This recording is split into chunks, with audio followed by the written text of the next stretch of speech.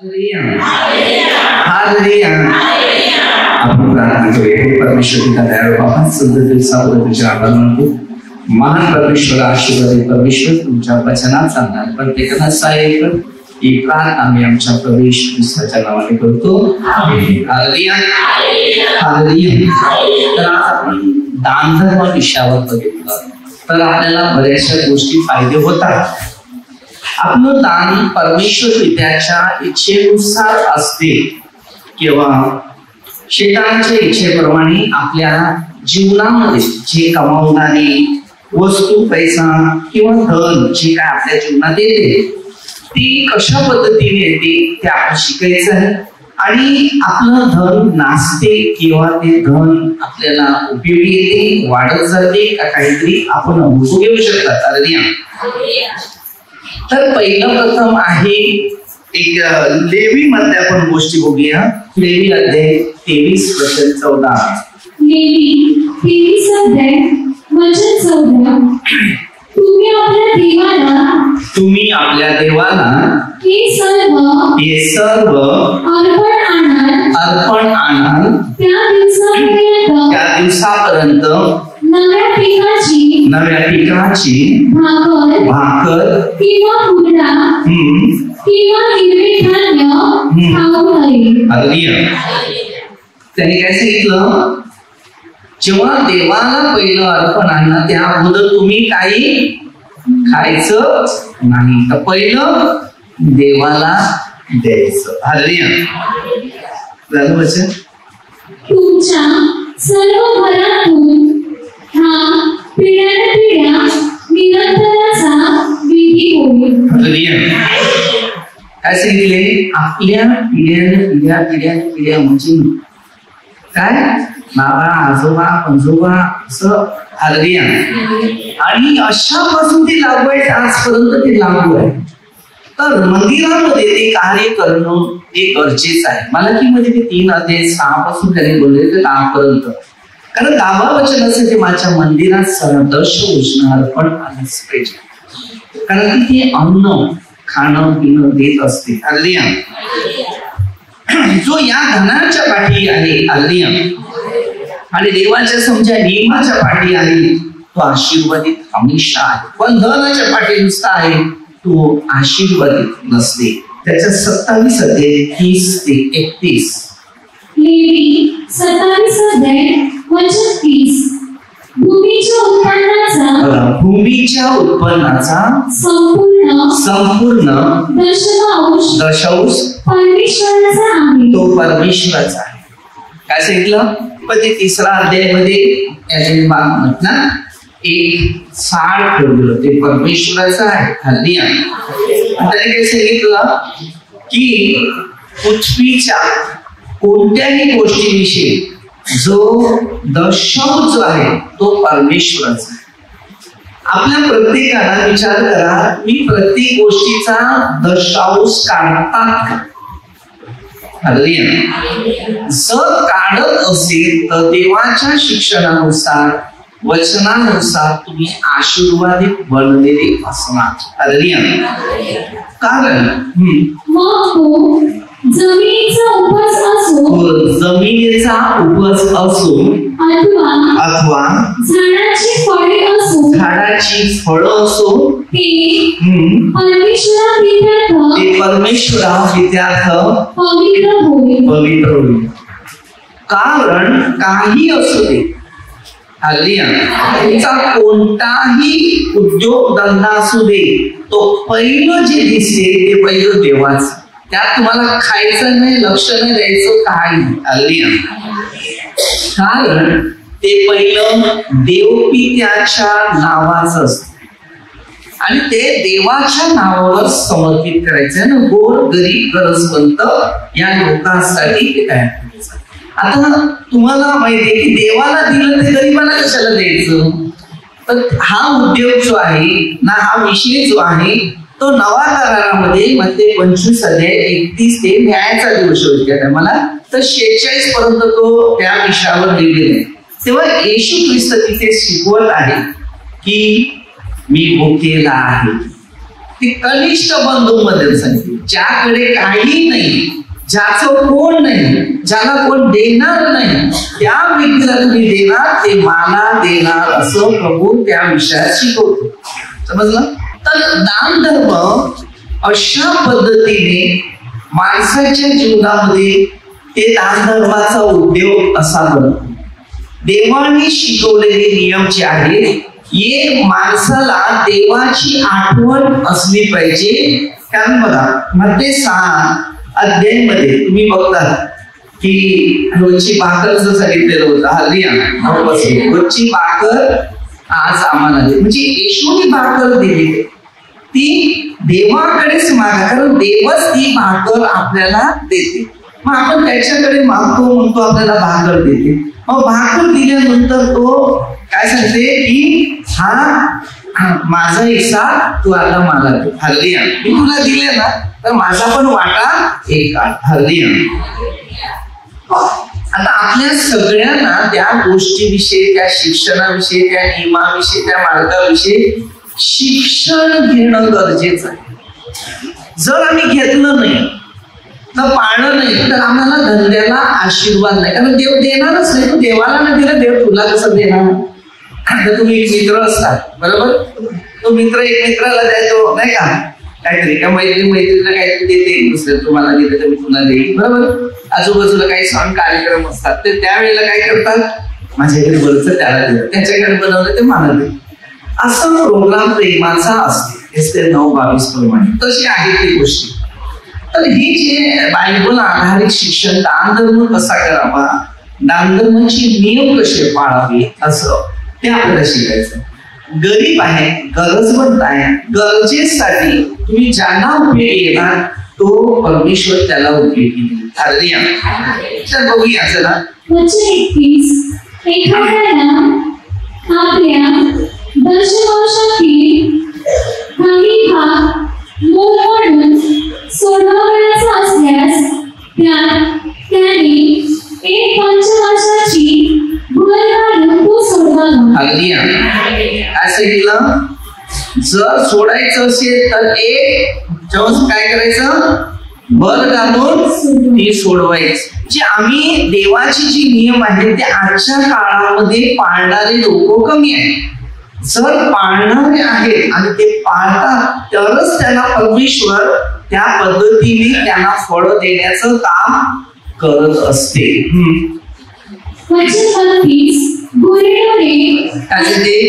बुरे अथवा यापैकी ज्यांची गणना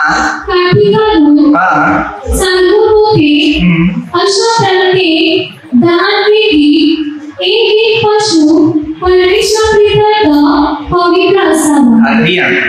काय सांगितलं, एक पशु काय केलं पाहिजे, परमेश्वर पित्याच्या द्वारे दिलं पाहिजे.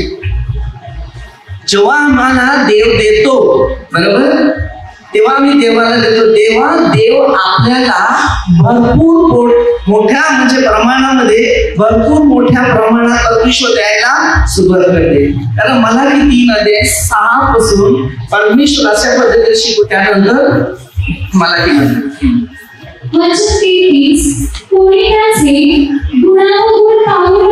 गुणावर गुण पाहू नये किंवा त्याला बदलू नये, कोणी त्याला बदलेच, तर तो पशु व त्याच्याबद्दल दिलेला असे तुम्ही पवित्र समजावे. काय सांगते, असे तुम्ही पण त्यांना पवित्र समजावे. मोठ देऊन ते सोडविता यावे असे हल्ली आज आपल्या प्रत्येकाला अनेक गोष्टी आहेत, त्याचे शिक्षण आहे, तर त्याचा मार्ग आपल्या सर्वांना शिकवता आला पाहिजे, शिक्षण घेता आलं. मला किती नजर सांग, मला कारण मी परमेश्वर बदलणारा नव्हे, म्हणून याहू औषध तुम्ही नष्ट झाला नाही. काय सांगते, याकूब औष तुम्ही नष्ट झाले नाही. म्हणजे तुमच्या पूर्वजांच्या दिवसांपासून माझी भीती तुम्ही मोडले ते पाळले नाही माझ्याकडे वळा तुम्ही माझ्याकडे वळा म्हणजे मी तुमच्याकडे वळेन. आपल्याला प्रभू विचाराद्वारे मार्गाद्वारे शिक्षणाद्वारे आपल्यावर लक्ष ठेव आणि तो काय सांगते तुम्ही माझ्याकडे वळा म्हणजे मी तुम्हाकडे. आता आपल्याला देवाकडे वळायचं आहे तर देव आपल्याकडे वळेल. जो मनुष्य देवाकडे वळतो तर देव त्याच्याकडे वळतो. असे सेनाधीश परमेश्वर म्हणतो तुम्ही म्हणता आम्ही कोणत्या बाबतीत वळावे. मनुष्य देवाला ठगवेल का. तुम्ही तर मला ठगवलेलं आहे असे असून तुम्ही म्हणता आम्ही कोणत्या बाबतीत तुला ठगवलेलं आहे. दशांश व अर्पणे या संबंध आम्ही देवाला ठगवतो तेव्हा आम्हाला ठगवतो. मग अरे धंदा होत नाही, माझी परिस्थिती अशी झाली, माझ्या घरात आर्थिक परिस्थिती मुश्किल झाली नाही, मुश्किल आम्ही आणली. ज्या वेळेला आपण देवाच्या वचनात शिक्षणात नियमात मार्गात जेव्हा चालतो आणि देवाच्या इच्छेने पाळण्याचा प्रयत्न करतो तेव्हा आकाश कपाटे येतात. जेव्हा हे प्रश्न आम्ही सोडतो तेव्हा आम्हाला उत्तर मिळतात. तुम्ही शापित झालेले. काय सांगते शापाने शापग्रस्त. आपल्याला शाप येतो, धंदा होत नाही, सगळ्या गोष्टीमध्ये फार कठीण परिस्थिती येतात. म्हणून तरी काय सांगितलं शापाने शापग्रस्त आहे कारण तुम्ही अवघ्या राष्ट्राने मला फसवलं. देवाला कोणीच फसवू शकत नाही. आपण सांगतो तुम्ही मला फसवलं. देवाला फसवू शकत. एक दिवस रविवारचा दिवस होता आणि रविवारच्या दिवशी मी बोटीचे काम करत होतो. अर्जंट काम होतं म्हणून मला बोलवलं. मी गेलो काम करायला गेलो. त्याच वेळेला काम करताना निर्णय घेतला की आता कामाला जातो तर अर्धे 50% तुझे 50 माझे. मला 1000 रुपये मिळाले तर 500 रुपये देवा तुझे तर 500 माझे. देवाला पार्टनर केलं. काय सांगितलं 500 देवा तुझे. पण जो प्रार्थनेचा वेळ होता, जो प्रार्थनेचा दिवस होता, त्या दिवशी मी काम केलं तर आठवड्यापर्यंत घरी बसायला लागलं. काय कमवलं 500 देवाला देऊन टाकले. देवाला ते जगावरतीच होतं तेव्हा. जिथे दान करायचं ते नाही केलं त्या माणसाला दान केलं मी. ज्यांच्याकडे सगळं होतं त्यांनाच दान दिलं. तेव्हा दान धर्म समजत नव्हता कोणाला घ्यायचं कोणाला करायचं. कधी कधी आपल्याला कळत नाही की आम्ही नाही त्याला दान धर्म करतो. ते दान धर्म देवापर्यंत पोचत नाही. दान धर्म साहेब गरीब गरजवंत वंचित खाणारी व्यक्ती जे लोक आहेत अशाच व्यक्तीला ते अन्नदान द्यायचं. सेनाधीश परमेश्वर म्हणतो माझ्या मंदिरात अन्न असावे म्हणून सगळा दशांश तुम्ही भांडारात आणा म्हणजे मी आकाश कपाटे उघडून जागा पुरणार नाही एवढा आशीर्वाद अरे तुमच्या करता वर्षितो की नाही याविषयी माझी प्रतिभा. तरी आकाश कपाटाची इकडचे कपाट नाही, घरातले कपाटाची चावी याला पण आई बाबा मुलांना घाबरतात ना, कारण काहीतरी येऊन जाते, विश्वास नाही तुला. तर स्वर्गीय बाप असं सांगतो, मी कपाटाचे दरवाजे उघडे, जा पाहिजे तेवढं घ्या. आकाशात काय सांगते, कपाटी उघडली. आणि काय सांगते की मावणार नाही असं जागा ही पाहिजे तेवढं दोन. तुमच्या भूमीच्या पिकाची, बघा, तुमच्या भूमीच्या पिकाची नासाडी होऊ नये म्हणून ते खाऊन टाकणाऱ्यास मी तुम्हासाठी धमकावे. आता आपण विचार करा, आपला धंदा होत नाही, कधी कधी आपल्या बोटी बंद आहे, कधी आपल्या शेतकऱ्याचा प्रॉब्लेम आहे, बरोबर. कारण जो व्यक्ती देवाच्या शिक्षणावर विश्वास ठेवतो आणि लक्ष देतो, तेव्हा देव त्या प्रश्नाचं उत्तर द्यायला सुरुवात करतो. हालेलुया. जर तुम्ही स्वतः विचार केला तर त्याचे अनुभव घ्यायला लागतील. कारण प्रभूच्या विरोधात जाणाऱ्या व्यक्तीच्या जीवनात नासाडीचा काळ असतो. समजलं? रोमकरास 8:19 पासून दिलेलं आहे. आता सगळं सृष्टीची नासाडी होत जाणार. कधी भूकंप होत जाणार आहे, कधी कधी पाऊस येत जाणार आहे, तर कधी कधी वादळ येत जाणार आहे. अनेक प्रश्न या माणसाच्या पाठीमागे उत्पन्न होणार आहे. आणि मनुष्य फक्त धावताच राहणार आहे. इकडे मुश्किल झालं, तिकडे मुश्किल झालं, इथे समस्या आल्या, तिथे समस्या आल्या. म्हणून प्रत्येकी व्यक्तीचं महत्व जे आहे ते आपल्या सगळ्यांना आत्मपोषण करता आलं पाहिजे. हालेलुया. जर आज तुम्हाला सूर्य दिसते तर उद्या तुम्हाला तुमच्या जीवनामध्ये दिसेल, तर तिकडे हळूच अंधकार होईल. एक आजचा काळ तुमच्या जीवनामध्ये असा आहे. हालेलुया. परमेश्वराच्या नियमाचं पालन करणाऱ्या व्यक्तीला परमेश्वर होणाऱ्या गोष्टीविषयीचा अनुभव शिकवणार. हालेलुया. आणि तो सांगणार, आता असं घडणार आहे, तसं घडणार आहे, तसं घडणार आहे.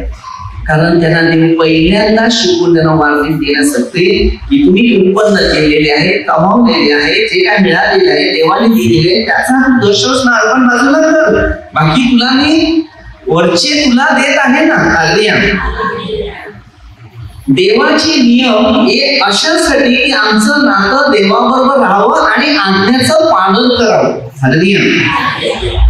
तेव्हा आज्ञा पाळणाऱ्या व्यक्तीला देवाच्या उपस्थितीचा अनुभव मिळतो आणि देव त्याला मदत करण्याचा सहाय्य देत असते.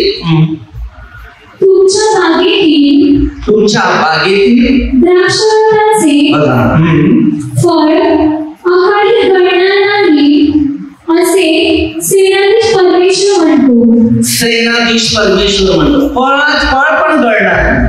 आता फळ गळतात ते त्याला दवा मारायला लागते. फळं झाडाला येत नाही, त्याला दवा टाकून फळं काढायला लागतात. अशी आता सिस्टम नवे निघाल्या. आता माणसाची किती मेहनत खर्च करू जेवढे तरी पण नाही. देवाने शिकवलेले नियम आहेत आणि नियमाप्रमाणे चालणाऱ्या व्यक्तीला देव आज्ञाद्वारे आपल्याला प्रवास करतो. हालेलुया. जो आज्ञात राहतो त्याला देव त्याला सहाय्य करतो, मदत करतो, आशीर्वाद देतो, अभिषेक करतो आणि त्याच्याद्वारे देवाची कृपा माणसात आलेली.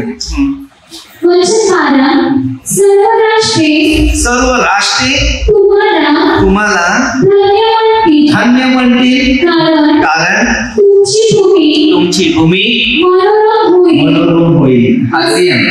काय सांगते? तुमची भूमी. आता आपण दुसऱ्यासाठी काय करायला लागलो तर त्याला आशीर्वाद आहे, पण स्वतःसाठी करायला गेलं, देवाच्या नियमाचं पालन नाही केलं तर आशीर्वाद सगळे डाऊन होतात. गरिबी वाढते, समस्या वाढते, संकट वाढतात, टेन्शन वाढते. पैसा कमवला तर डॉक्टरकडे जावं लागते, किंवा घरात एक वस्तू खराब झाली, ही वस्तू खराब झाली, ती आली, टीव्ही आला, गाडी आली, बंगला आला, सगळं आलं, पैसा हातात काय नाही. किती पैसा वेस्ट खर्च करून बसतो आणि नंतर माणूस टेन्शन मध्ये बसतो. हालेलुया. हर एक व्यक्तीच्या जीवनामध्ये आध्यात्मिक शिक्षण, आध्यात्मिक नियम आणि आध्यात्मिक विधी या जर पाळत आहे तर पवित्र आत्मा त्या शरीरात प्रवास करत आहे.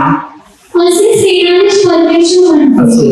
असं सेनाधीश परमेश्वर म्हणतो. गणना 15 अध्याय 19 ते 21 वचन. गणना 15 अध्याय वचन 19. त्या देशातील अन्न खाल तेव्हा तुम्ही त्याचा काही भाग समर्पण म्हणून परमेश्वर पित्यात अर्पण करावा. हालेलुया. आता तुम्ही जेवायला बसले तर देवाला तरी बोलवलं का? मी जेव्हा जेवायला बसतो काही असेल तो पहिला प्रभूला सांगतो या आपण पाठणार. हालेलुया. झोपायचं असेल ना तरी सांगा प्रभू इकडे झोपा जागा. आमची मुलगी पण तशीच करते. हालेलुया. जीससला बोले जीससला. त्या लोकांनी त्याला जाते त्याचा हक्क आहे तो. हिस्सा देणं त्याला भाग आहे. सर्व परिस्थितीमध्ये हिस्से काढा. बायबल आधारित जीवन असेल सगळ्या गोष्टीमध्ये पाणी चहा नाश्ता जेवण काय खात असेल ते प्रभू तुमचं आहे. त्याच्यातलं घ्या नका मी तुमचं आहे हे तुमचं आहे. तुमचं बोलणं म्हणजे सगळं द्यायचं. मग त्याच्यातलं खायचं तर हालेलुया. नियम ठेवा. आपल्याला नियम ठेवणं गरजेचं आहे. ज्याने आम्हाला दिलं म्हणून मध्ये 16:26 जगात सर्व कमवणं आत्मा कमवणं त्याला पाहिजे. आत्मा तिकडे जाईल तर फायदा आहे. तिकडे जाईल जिथे धन आहे तिथे मन नाही. ते 6:19-21 वचन. आपल्या प्रत्येकानं एक मार्ग शिकायचा. पृथ्वीवर आपल्यासाठी संपत्ती साठवू नका. दुनिया काय करतो हे माझं त्याच्यावर भांडणं त्याच्यावर भांडणं. अरे आहे ते पकड ना. आपले आजोबा पंजोबा गेले ना काय घेऊन गेले? जमीन सोडून गेले ना. तर तू मी राहणार असेल तर पकड. करायचं सेवेसाठी. मी तर लोकांसाठी हेच काम करतो. आपल्यासाठी काहीच करायचं नाही. नवीन आकाश नवीन पृथ्वी बनवा. जे परमेश्वरने दिलेले आहे सेवा करा. सेवाच करा. रोजची भाकर मिळाली बस. आता मी परत चिकन फ्राय करून तुम्हाला देतो खातील. हा पोट भरलंय ना थोडा आराम करायला पाहिजे असं. हालेलुया. ऐकलंय मस्त थोडा आराम करा. हालेलुया. आपल्या हर एक व्यक्तीला शिकायचं आहे. दुपारची लोकांना सवय असते थोडस काय खुर्चीवर बसलेल्या लोकांना तर मस्त टेन्शन नसते. अहो कसली बाराकाच्या नो मिरची कोथंबीर जायचं. Amen amen. Okay hallelujah. आणि मनुष्य हालेलुया झोपा बांधणार नाही. मध्ये 13:25 म्हणजे वाचा मध्ये 13:25 हे वचन. झोपे निंदण काय शिल्पे. हालेलुया.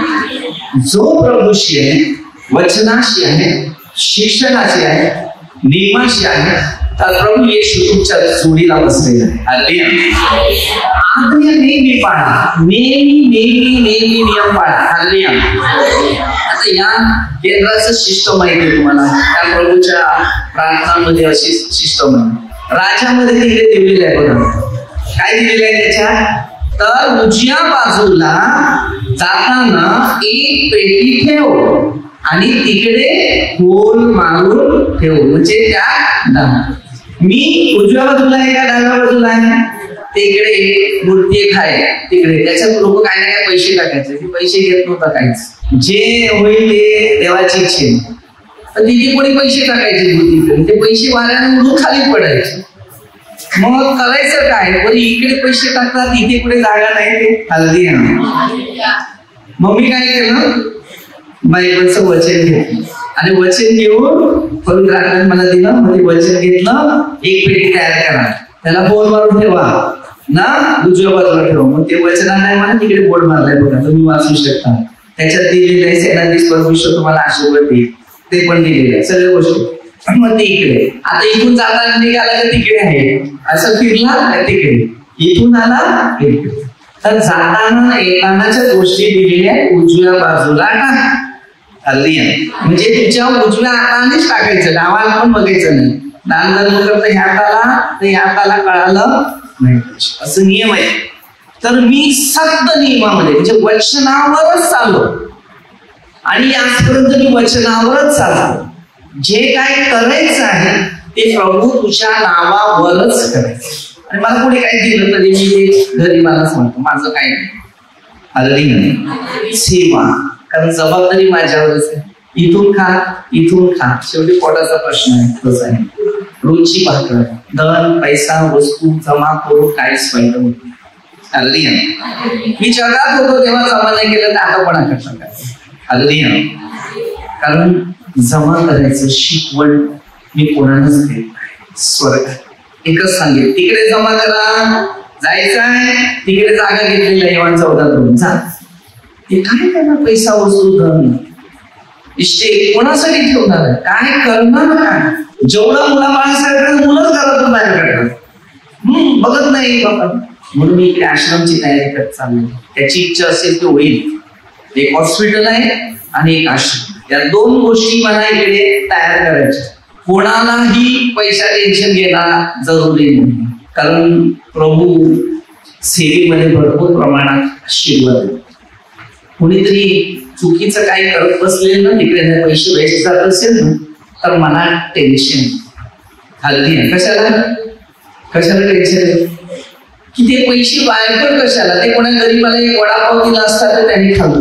अनेक लोक आहेत जगामध्ये अशा पैसे वेस्ट करतात ना, रस्त्याला काहीतरी करून बसतात. वेस्ट करू नका. तेच पैसे कोणत्या गरजवंत लोकांना द्या. त्या एरियातले व्यक्ती जे आहेत ना, त्या एरियातली व्यक्ती जे आहे ना, किती लोक भुके आहेत त्यांना द्या खायला. माझ्या मनाचे आचार विचार रोजचे असेच असतात. त्यांना हे द्यायला पाहिजे, त्यांना ते द्यायला पाहिजे, त्यांना ते करायला पाहिजे. हल्ली मी रस्त्याला भेटला ना, कोणी माणूस पाणी जेवण बिस्किट काय. आता येत असताना एक म्हशी घेऊन चालले, रस्त्यात म्हशी होते, म्हातारा मनुष्य काठी घेऊन चालले, म्हशी सगळ्या रोडमध्ये. हात मारले, बाबा इकडे एक बिस्किट आणि पाणी. आता मी त्याला सांगू का काठी घेणं मार असं सांगू नाही, ती जाती. अगदी तो त्यांचा रस्ता आहे, आपण त्या रस्त्यातून चाललो. हल्दी वाहनाचा रस्ता म्हणजे रोड बनवलेला आहे, पण ते जिथे जंगल आहे तिथे वाड्यामध्ये ते शेती खाण्याला गायांच असते. बरोबर. परमेश्वर आपल्याला शिकवतो.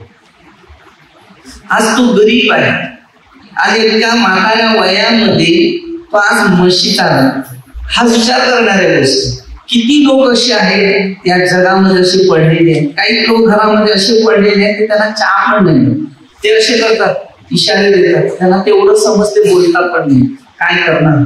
आणि जर आपल्या घरच्या लोकांना सांगितलं ना, ते काय सांगितलं माहितीये का, त्याला गरम पिळेल का.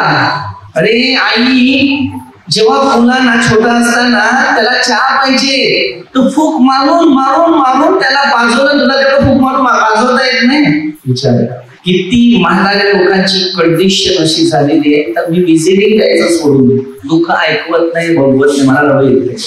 देवाला सांगतो हे कधी माझ्याकडून होईल. फार कठीण परिस्थिती आजच्या काळामध्ये. आईने मेहनत कष्ट करून करून मुलांना शिकवून शेवटच्या मरतेपर्यंत पाणी सुद्धा आईच्या तोंडात टाकलं नाही. असे पण लोक फार कठीण. अरे मुलगा चहा प्यायला लागला ना, कप पडला, फुटला. आता आई पहिला हात बघते, बाळा तुझा हात बघते, चुंबत देऊन भेटी घेऊन वाचला हल्ली ना. आता तिचे हात थर थर थर करतात आणि ग्लास पडते. तिला सांगते तुला दिसत, तुझी मजबुरी तुला दिसत नाही का. तिला सांगते दिसत नाही, तुझी मजबुरी तुला दिसत नाही.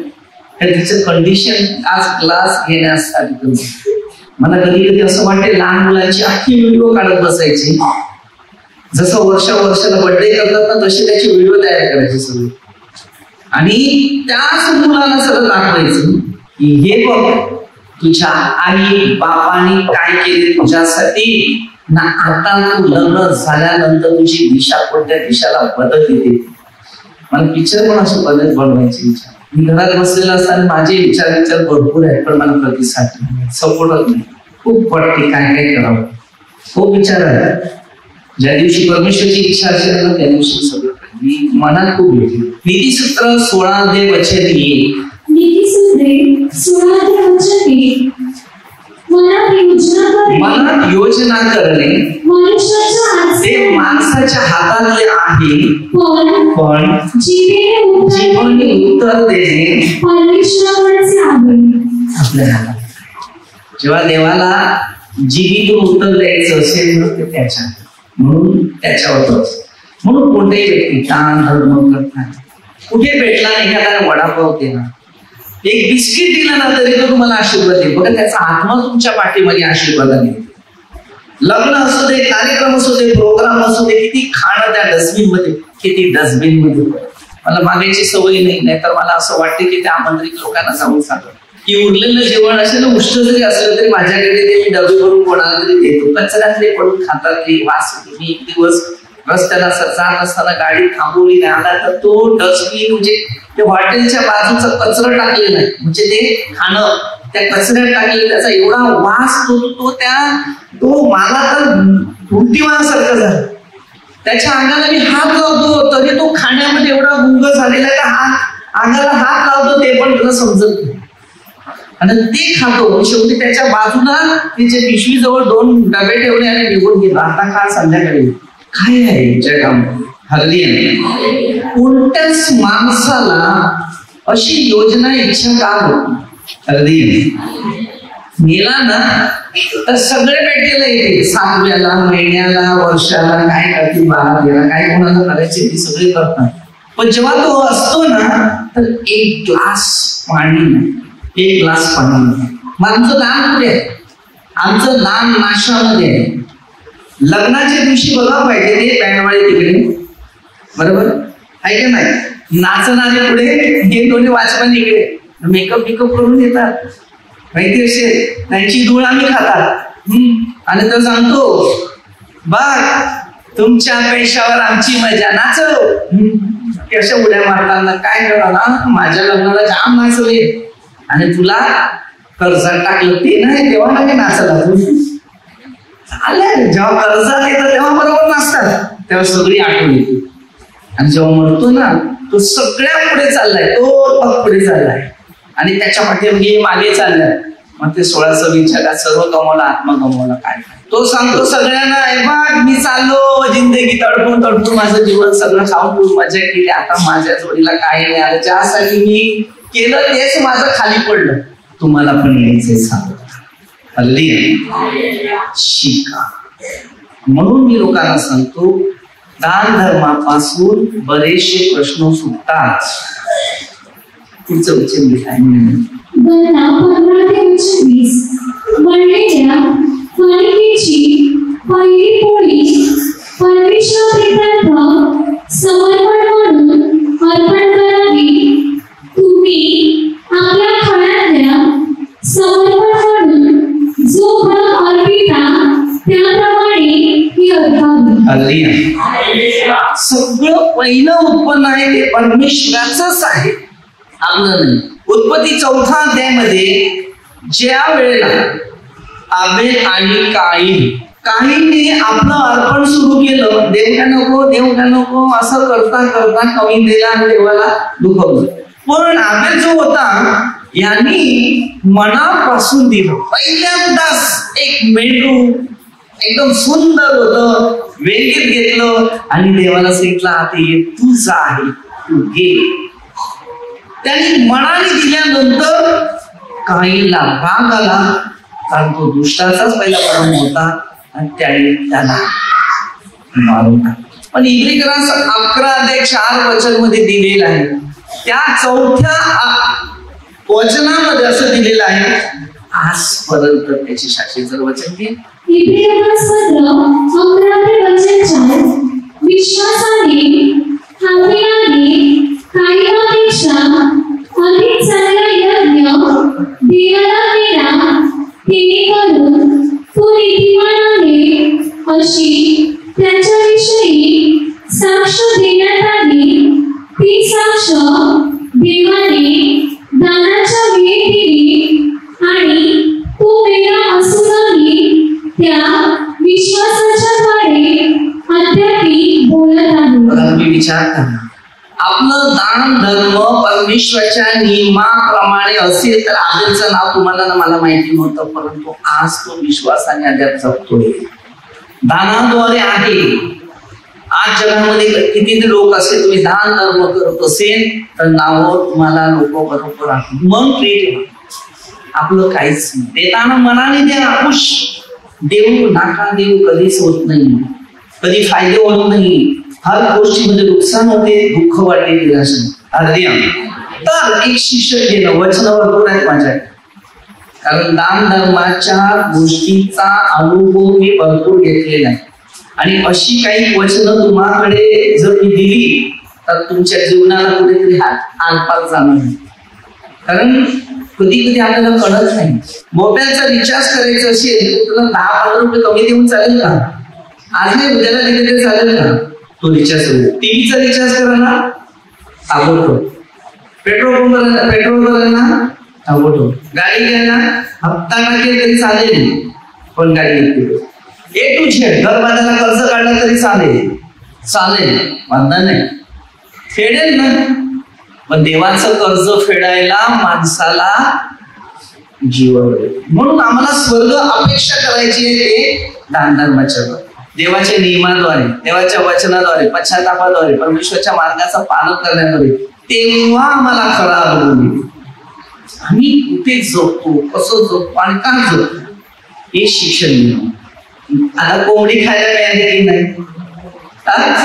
मुखी आहे का बरं? बोलती होती ते आपल्या गावची कोंबड्या बऱ्या ना, अंडा घातला तुमच्या इकडे ती आजी होती, ती नेहमी सांगायची काय सोन्याचं घातलंय का? अरे ती आता अंड घातले की नाही, आता तिला सोड. हल्दी तर अशी प्रश्न असतात आपल्या लोकांमध्ये. हल्दी तो परमेश्वर किती महान आहे, टाळ्या त्याला धन्यवाद द्या.